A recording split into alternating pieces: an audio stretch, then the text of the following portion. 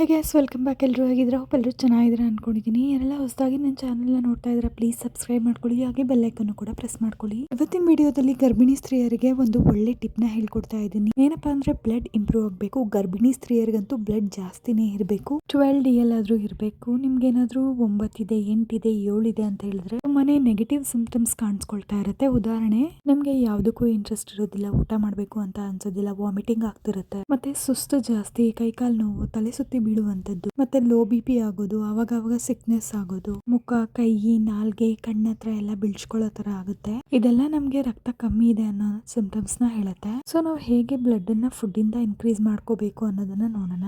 ರಕ್ತ ಅನ್ನೋದು ಎಲ್ಲರಿಗೂ ಇದ್ದೇ ಇರುತ್ತೆ. 5 ರಿಂದ 6 ಲೀಟರ್ ಆಗೋಷ್ಟು ರಕ್ತ ಇದ್ದೇ ಇರುತ್ತೆ. ಅದು ನಮ್ಗೆ ಗೊತ್ತಿರುತ್ತೆ. ಬ್ಲಡ್ ಅಲ್ಲಿ ಇರೋ ವ್ಯಾಲ್ಯೂಮ್ ಅಂದ್ರೆ ರೆಡ್ ಬ್ಲಡ್ ಸೆಲ್ಸ್ ಇರುವಂತ ಕೆಪಾಸಿಟಿ ಏನಿದೆ ಅನ್ನೋದನ್ನೇ HP ಲೆವೆಲ್ ಅಂತ ಹೇಳೋದು. ಸೊ ಹಿಮೋಗ್ಲೋಬಿನ್ ಜಾಸ್ತಿ ಆದಾಗ ಸೊ ಈ ರೀತಿ ಸಿಂಪ್ಟಮ್ಸ್ ಎಲ್ಲ ತನ್ನಷ್ಟಕ್ಕೆ ತಾನೇ ಕಡಿಮೆ ಆಗುತ್ತೆ. ಕೆಲವರಿಗೆ ಕೂದಲು ಉದುರುತ್ತೆ, ಕಣ್ಸುತ್ತ ಕಪ್ಪಾಗೋದು, ಸುಸ್ತಾಗೋದು, ತುಂಬಾ ನಿದ್ರಾಹೀನತೆ ಆಗೋದು, ಜೀರ್ಣಕ್ರಿಯೆ ಕಮ್ಮಿ ಆಗುತ್ತೆ, ಮತ್ತೆ ವಾಮಿಟ್ ಬರೋ ತರ ಅನ್ಸೋದು, ಇದೆಲ್ಲಾನು ಗರ್ಭಾವಧಿಯಲ್ಲಿ ತುಂಬಾನೇ ಆಗುತ್ತೆ. ಸೊ ಹೀಗಾಗಿ ಭಯ ಪಡುವಂತ ಅವಶ್ಯಕತೆ ಏನೂ ಇಲ್ಲ. ಬ್ಲಡ್ ಇಂಪ್ರೂವ್ ಮಾಡ್ಕೋಬೇಕು ಅಷ್ಟೇನೆ. ಸೊ ಹೀಗಾಗಿ ಹೆಲ್ದಿ ಲೈಫ್ ಸ್ಟೈಲ್ ಮತ್ತೆ ಹೆಲ್ದಿ ಫುಡ್ ನ ತಗೊಂಡ್ರೆ ಬ್ಲಡ್ ಆಟೋಮೆಟಿಕ್ ಆಗಿ ಇಂಪ್ರೂವ್ ಆಗುತ್ತೆ. ಹಾಗಾದ್ರೆ ಹೇಗೆ ನಾವು ಬ್ಲಡ್ ನ ಇಂಪ್ರೂವ್ ಮಾಡ್ಕೋಬೇಕು ಅನ್ನೋದನ್ನ ನೋಡೋದಾದ್ರೆ, ಮನೆಯಲ್ಲಿ ನಾವು ಸಿಂಪಲ್ ರೆಮಿಡೀಸ್ ನ ಮಾಡ್ಕೋಬಹುದು. ಹಾಗೆ ಕೆಲವೊಂದು ವಿಷಯಗಳನ್ನ ಆಡ್ ಮಾಡ್ಕೋಬೇಕು. ನೀವು ಬೆಳಗ್ಗೆ ಎದ್ದ ತಕ್ಷಣ ಟಿಫಿನ್ ಜೊತೆನಲ್ಲಿ ಒಂದ್ ಸ್ವಲ್ಪ ಪಂಪ್ಕಿನ್ ಸೀಡ್ಸ್, ಸನ್ಫ್ಲವರ್ ಸೀಡ್ಸ್, ಒಂದ್ 4-5 ಡೇಟ್ಸ್ ನ ತಗೊಂಡು ಹಾಗೆ ತಿನ್ಬಹುದು. ಅದ್ರ ಜೊತೆಗೆ ಸ್ವಲ್ಪ ಡ್ರೈ ಫ್ರೂಟ್ಸ್ ಕೂಡ ತಗೋಬಹುದು. ನೀವು ಹಾಗೆ ಕೂಡ ತಗೊಂಡು ತಿನ್ಬಹುದು, ಅಥವಾ ನೀವು ನೆನೆಸ್ಬಿಟ್ಟು ಮಿಲ್ಕ್ ಶೇಕ್ ತರ ಮಾಡಿ ಕೂಡ ತಗೊಳ್ಬಹುದು. ಹೀಗೆ ಮಾಡೋದ್ರಿಂದ ಬ್ಲಡ್ ಕೂಡ ಇಂಪ್ರೂವ್ ಆಗುತ್ತೆ.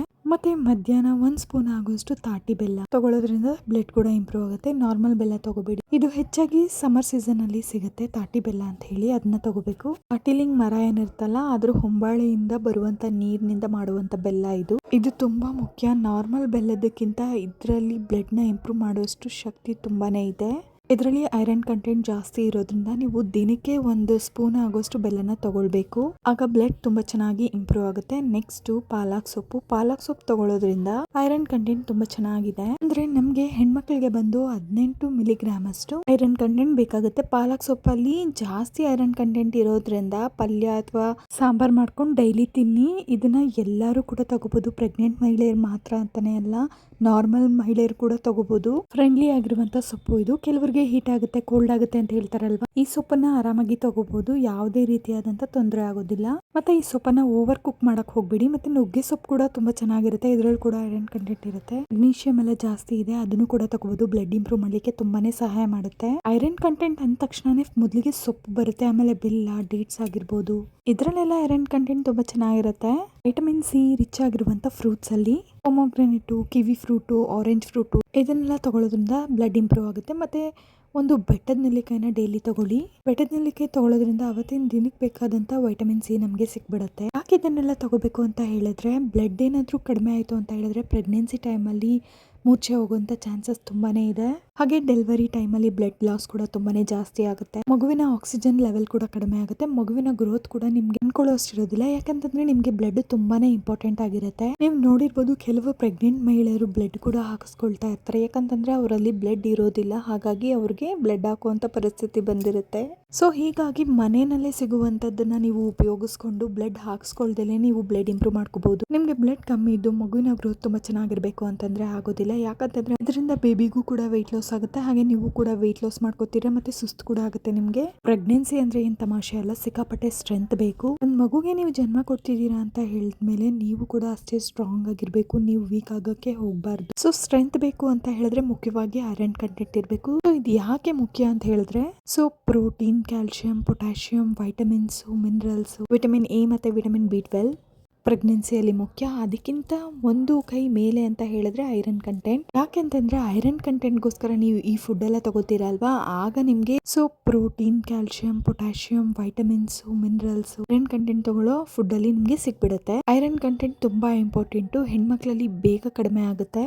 ಸ್ಟ್ರೆಸ್ ಲೆವೆಲ್ ಅಲ್ಲಿ ಆಗಿರ್ಬೋದು, ಅಥವಾ ನಾವು ಸರಿಯಾಗಿ ಊಟ ಮಾಡದೇ ಇರೋದ್ರಿಂದ ಆಗಿರ್ಬೋದು, ಅಥವಾ ಹಾರ್ಮೋನ್ ಇಂಬ್ಯಾಲೆನ್ಸ್ ಇಂದ ಆಗಿರ್ಬೋದು, ಇಲ್ಲಾಂದ್ರೆ ಪ್ರೆಗ್ನೆನ್ಸಿ ಬಿಫೋರಲ್ಲಿ ನಮಗೆ ಜಾಸ್ತಿ ಬ್ಲೀಡಿಂಗ್ಸ್ ಆಗಿ ಬ್ಲಡ್ ಹೋಗಿ ಸುಸ್ತಾಗಿರ್ಬೋದು. ಎಲ್ಲ ರೀಸನ್ ಸೇರ್ಕೊಂಡು ಐರನ್ ಕಂಟೆಂಟ್ ಅನ್ನ ಹಾಳು ಮಾಡುತ್ತೆ. ಸೊ ಪ್ರೆಗ್ನೆಂಟ್ ಆದ್ಮೇಲೆ ನೀವು ಚೆನ್ನಾಗಿ ಊಟ ತಿನ್ಬೇಕು, ಮತ್ತೆ ಚೆನ್ನಾಗಿ ಟ್ಯಾಬ್ಲೆಟ್ ಸಪ್ಲಿಮೆಂಟ್ಸ್ ಅದು ಡಾಕ್ಟರ್ಸ್ ಏನ್ ಕೊಟ್ಟಿರ್ತಾರೆ ಅದನ್ನೆಲ್ಲ ತಗೊಳ್ಳೋದ್ರಿಂದ ನಿಮ್ಗೆ ಐರನ್ ಕಂಟೆಂಟ್ ಕಮ್ಮಿ ಆಗದಲೇ ಇರೋ ರೀತಿ ನೋಡ್ಕೋಬಹುದು. ಹಾಗೆ ಡಾಕ್ಟರ್ಸ್ ಟ್ಯಾಬ್ಲೆಟ್ಸ್ ಕೊಡ್ತಾರೆ ನಿಮ್ಗೆ, iron tablet, calcium tablets, vitamins tablets ಇವೆಲ್ಲ ಕೊಡ್ತಾರೆ. ಅದನ್ನು ಕೂಡ ತಗೊಳ್ಳೋದ್ರಿಂದ ನಿಮ್ಗೆ ಈ ರೀತಿ ತೊಂದರೆಗಳಾಗದೇ ಇರೋ ತರ ನೋಡ್ಕೋಬಹುದು. ನಂಗೆ ಟ್ಯಾಬ್ಲೆಟ್ ನೋಡಿದ್ರೇನೆ ವಾಮಿಟ್ ಬರುತ್ತೆ, ನಂಗೆ ಟ್ಯಾಬ್ಲೆಟ್ ತಗೊಳಕ್ಕೆ ಇಷ್ಟ ಇಲ್ಲ ಅಂತ ಹೇಳೋರು ಒಂಚೂರು ಬೆಲ್ಲನ ಹಾಕೊಂಡು ನೀವು ತಗೋಬಹುದು. ನಿಮಗೋಸ್ಕರ ಅಲ್ಲದೆ ಇದ್ರೂ ನಿಮ್ಮ ಮಗುಗೋಸ್ಕರ ನೀವು ತಗೊಳ್ಳೇಬೇಕಾಗುತ್ತೆ. ಐರನ್ ಟ್ಯಾಬ್ಲೆಟ್ ತಗೊಂಡಿಲ್ಲ ಅಂತ ಹೇಳಿದ್ರೆ ಕೈ ಕಾಲು ನೋವಾಗಿರ್ಬೋದು, ಕೈ ಸೆಳೆತ ಆಗಿರ್ಬೋದು, ಕೈ ಹಿಡ್ಕೊಳ್ಳೋದಾಗಿರ್ಬೋದು, ಇಲ್ಲದೆ ಇರೋ ಕಾಯಿಲೆಗಳೆಲ್ಲ ನಮಗೆ ಬರುತ್ತೆ. ಸೊ ಹೀಗಾಗಿ ಐರನ್ ಟ್ಯಾಬ್ಲೆಟ್ ತುಂಬಾನೇ ಮುಖ್ಯ. ಚೆನ್ನಾಗಿ ಹಣ್ಣು ತರಕಾರಿ ಮುದ್ದೆಗಳನ್ನ ತುಂಬಾ ಚೆನ್ನಾಗಿ ತಗೊಳ್ಳಿ, ಆಗ ನಮಗೆ ಬ್ಲಡ್ ಚೆನ್ನಾಗಿ ಇನ್ಕ್ರೀಸ್ ಆಗುತ್ತೆ. ಅದ್ರ ಜೊತೆಗೆ ಟ್ಯಾಬ್ಲೆಟ್ಸ್ ತಗೊಳ್ಳೋದ್ರಿಂದ ಯಾವುದೇ ತರಹದ ತೊಂದರೆಗಳು ಬರೋದಿಲ್ಲ. ಮತ್ತೆ ಮಿಲೆಟ್ಸ್ ನ ತಗೋಬೇಕಾಗುತ್ತೆ. ಎಲ್ಲಾ ತರಹದ ಮಿಲೆಟ್ಸ್ ನ ನೀವು ತಗೊಳ್ಳಿ, ಏನು ತೊಂದರೆ ಇಲ್ಲ. ಅದರಲ್ಲೂ ಪ್ರೆಗ್ನೆಂಟ್ ಇರೋ ವುಮೆನ್ಸ್ ಗಳು ಮಿಲೆಟ್ಸ್ ನ ತಗೊಳ್ಳೋದ್ರಿಂದ ತುಂಬಾನೇ ಒಳ್ಳೇದಾಗುತ್ತೆ. ಏನೇನು ಪೌಷ್ಟಿಕಾಂಶಗಳು ಬೇಕೋ ಎಲ್ಲವೂ ಸಿಗುತ್ತೆ. ನಿಮಗೆ ಮಿಲೆಟ್ಸ್ ಬಗ್ಗೆ ಅಷ್ಟು ಗೊತ್ತಿಲ್ಲ ಅಂತ ಹೇಳಿದ್ರೆ ನೀವು ಗೂಗಲ್ ಅಲ್ಲಿ ಹೋಗಿ ಸರ್ಚ್ ಮಾಡಿ ನಿಮ್ಗೆ ಯಾವ್ದು ಬೇಕೋ ಅದನ್ನ ನೀವು ಸೆಲೆಕ್ಟ್ ಮಾಡಿ ತಗೊಳ್ಬಹುದು. ಮಿಲೆಟ್ಸ್ ಅಲ್ಲಿ ಏನೇನು ಅಂಶಗಳಿದೆ ಅನ್ನೋದನ್ನ ಇನ್ಕ್ಲೂಡ್ ಮಾಡಿ ನಿಮ್ಗೆ ಡೀಟೇಲ್ಸ್ ಆಗಿ ಗೂಗಲ್ ತಿಳಿಸ್ಕೊಟ್ಬಿಡುತ್ತೆ. ನೀವು ಅದನ್ನ ತಗೋಬಹುದು. ನೆಕ್ಸ್ಟ್ ಮಿಲೆಟ್ಸ್ ನ ಹೇಗೆ ತಗೋಬೇಕು ಅಂತ ಹೇಳಿದ್ರೆ ನೀವು ನೈಟು ನೆನೆಸ್ಬಿಟ್ಟು ಆಮೇಲೆ ಕಿಚಡಿ ರೂಪದಲ್ಲಾದ್ರೂ ತಗೋಬಹುದು, ಅಥವಾ ದೋಸೆ ಮಾಡ್ಕೊಂಡು ತಿನ್ಬೋದು, ಇಡ್ಲಿ ಮಾಡ್ಕೊಂಡು ತಿನ್ಬೋದು. ನಿಮ್ಗೆ ಯಾವ್ದಾದ್ರು ರೆಸಿಪಿ ಬೇಕಿದ್ದಲ್ಲಿ ನನಗೆ ಕಮೆಂಟ್ ಮಾಡಿ, ನಾನು ನಿಮ್ಗೆ ಅದನ್ನ ಮಾಡಿ ತೋರಿಸ್ತೀನಿ ಹೇಗೆ ಮಾಡೋದು ಅಂತ. ಅದರಲ್ಲಿ ಐರನ್ ಇರುತ್ತೆ. ನಿಮಗೆ ಆ ದಿನಕ್ಕೆ ಎಷ್ಟು ಬೇಕೋ ಅಷ್ಟು ಐರನ್ ಆ ಕಿಚಡಿ ರೂಪದಲ್ಲಿ ಸಿಗುತ್ತೆ. ನಿಮಗೆ ದಿನಕ್ಕೆ 26 mg ಕನ್ಸೀವ್ ಆಗಿರೋರು ತಗೋಬೇಕು. ಸೊ ಪ್ರೆಗ್ನೆಂಟ್ ಇರೋರು ಈ ರೀತಿಯಾದಂಥ ವಿಷಯಗಳನ್ನ ಫಾಲೋ ಮಾಡೋದ್ರಿಂದ ನಿಮಗೆ ಐರನ್ ಕಂಟೆಂಟು ಯಾವತ್ತಿಗೂ ಕಡಿಮೆ ಆಗೋದಿಲ್ಲ. ನಂತರ ಪಾಪು ಆದ್ಮೇಲೆ ಕೂಡ ನಿಮಗೆ ಮಿಲ್ಕ್ ಸಪ್ಲೈ ತುಂಬಾ ಚೆನ್ನಾಗಾಗುತ್ತೆ. ಹಾಗೆ ನಿಮಗೆ ಬ್ಲಡ್ ಕೂಡ ಚೆನ್ನಾಗಿ ಇಂಪ್ರೂವ್ ಆಗಿರುತ್ತೆ. ನಾರ್ಮಲ್ ಡೆಲಿವರಿಗೆ ಕಂಪೇರ್ ಮಾಡ್ಕೊಂಡ್ರೆ ಸಿ ಸೆಕ್ಷನ್ ಅಲ್ಲೇ ತುಂಬಾ ಜಾಸ್ತಿ ಬ್ಲಡ್ ಲಾಸ್ ಆಗೋದು. ಸೊ ನೆನ್ಪಿಟ್ಕೊಳ್ಳಿ, ಬ್ಲಡ್ ಲಾಸ್ ಆದಾಗ ಬಾಣಂತಿಯಲ್ಲಿ ನಿಮಗೆ ತುಂಬಾ ಸ್ಟ್ರೆಸ್ ಆಗುತ್ತೆ, ಮತ್ತೆ ಹಾರ್ಮೋನ್ಸ್ ಕೂಡ ಇಂಬ್ಯಾಲೆನ್ಸ್ ಆಗುತ್ತೆ, ಟೆನ್ಷನ್, ಇರಿಟೇಷನ್ ಎಲ್ಲ ಶುರುವಾಗಿರುತ್ತೆ. ಸೊ ಹೀಗಾಗಿ ನಾನು ನಿಮಗೆ ಅಷ್ಟು ಸತಿ ಹೇಳಿದ್ದು ಐರನ್ ಕಂಟೆಂಟ್ ಮೇಲೆ ಬಹಳಷ್ಟು ಗಮನ ಇಡಬೇಕು. ತುಂಬಾ ಇಂಪಾರ್ಟೆಂಟ್, ವೆರಿ ಇಂಪಾರ್ಟೆಂಟ್ ಅಂತ. ಮೇಕೆ ಮಟನ್ನು, ಕುರಿ ಮಟನ್ನಲ್ಲಿರುವಂಥ ಲಿವರ್ ತಗೊಳ್ಳಿ, ಚಿಕನ್ ಲಿವರ್ ತಗೊಳ್ಳಿ, ಫಿಶ್ ತಗೊಳ್ಳಿ. ಇದರಲ್ಲೂ ಕೂಡ ಐರನ್ ಕಂಟೆಂಟ್ ತುಂಬಾ ಚೆನ್ನಾಗಿರುತ್ತೆ, ಮತ್ತೆ ಬ್ಲಡ್ ಕೂಡ ಇಂಪ್ರೂವ್ ಆಗುತ್ತೆ. ಸೊ ಇದನ್ನೆಲ್ಲ ಗಮನ ಇಟ್ಕೊಂಡು ನೀವು ಈ ರೀತಿ ಫಾಲೋ ಮಾಡಿಕೊಂಡು ಈ ಥರ ಫುಡ್ಸು ಆಗಿರ್ಬೋದು, ಟ್ಯಾಬ್ಲೆಟ್ಸ್ ಆಗಿರ್ಬೋದು, ಬ್ಲಡ್ ಇಂಪ್ರೂವ್ ಮಾಡ್ಕೊಳ್ಳಿಕ್ಕೆ ಏನೇನು ಬೇಕೋ ಇದನ್ನೆಲ್ಲ ನೀವು ತಗೊಂಡ್ರಿ ಅಂತ ಹೇಳಿದ್ರೆ ಯಾವುದೇ ರೀತಿಯಾದಂಥ ತೊಂದರೆ ನಿಮಗೆ ಆಗೋದಿಲ್ಲ. ಮತ್ತೆ ನೀವು ಹಾಸ್ಪಿಟಲ್ಗೆ ಹೋಗಿ ಎಕ್ಸ್ಟ್ರಾ ಫ್ಯೂಷನ್ಸ್ ತಗೊಳ್ದೇನೆ ನೀವು ಆರಾಮಾಗಿ ಮನೆಯಲ್ಲಿ ಇರುವಂಥದ್ದನ್ನ ತಗೊಂಡು ನೀವು ಐರನ್ ಕಂಟೆಂಟ್ನ ನೀವು ಪಡ್ಕೋಬಹುದು. ಹಾಗೆ ಬ್ಲಡ್ ಕೂಡ ನಿಮಗೆ ಚೆನ್ನಾಗಿ ಇಂಪ್ರೂವ್ಮೆಂಟ್ ಆಗುತ್ತೆ. ಮತ್ತೆ ನಿಮಗೆ ಮಗು ಆದ್ಮೇಲೂ ಸಹ ನಿಮಗೆ ಯಾವುದೇ ಥರದ ಕೊರತೆಗಳು ಬರೋದಿಲ್ಲ, ಅಷ್ಟು ಆರಾಮಾಗಿ ಇರ್ತೀರಾ.